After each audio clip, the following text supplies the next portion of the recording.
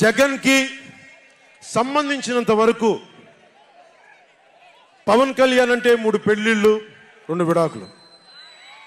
అతని దృష్టిలో 4 పెళ్లిళ్ళు అంటాడు.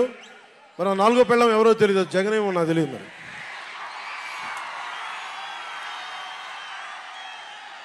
నాకు ఇదే విసుగొస్తుంది. జగన్ లేని 4వ పెళ్ళం అంటే నువ్వేరా. నేను ఎప్పుడైనా సరే భారతి గారికి కూడా చెప్తున్నాను, మేడం భారతి గారు, మీరు ఊహించుకోండి, మేము ఎప్పుడన్నా సరే మిమ్మల్ని చాలా గౌరవంగా భారతి గారు, మేడం భారతి గారు అంటాం. మీ ఆయన ఇంత నీచంగా ప్రవర్తించినా కానీ, చంద్రబాబు గారి సతీమణి కానీ, నియోజకవర్గంలో ప్రతి ఒక్కరిని ఇబ్బంది చేసినా కానీ, నా ఇంటి సతీమణి అన్నా కానీ పెళ్ళాలను సంబోధిస్తాడు.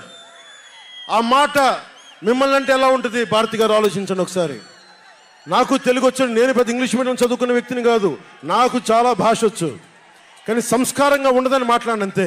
జగన్, నీకు సంబంధించినంత వరకు నేను 3 పెళ్లిళ్ళు 2 విడాకులు. పవన్ కళ్యాణ్ అంటే జగన్ చెప్తున్నా విను.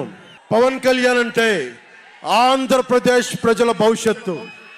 పవన్ కళ్యాణ్ అంటే ఈ దేశపు యువత కాలంలో. పవన్ కళ్యాణ్ అంటే కన్నీళ్లు తుడిచే చెయ్య.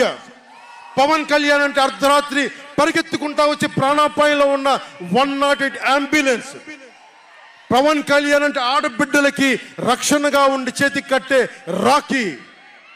పవన్ కళ్యాణ్ అంటే పెద్దోళ్ల భుజం మీద ఉన్న కండువ, గర్వంతో ఎగిరే జాతీయ జెండా. పవన్ కళ్యాణ్ అంటే నిన్ను నట్టేటను ముంచే తుఫాన్, గుర్తుపెట్టుకో.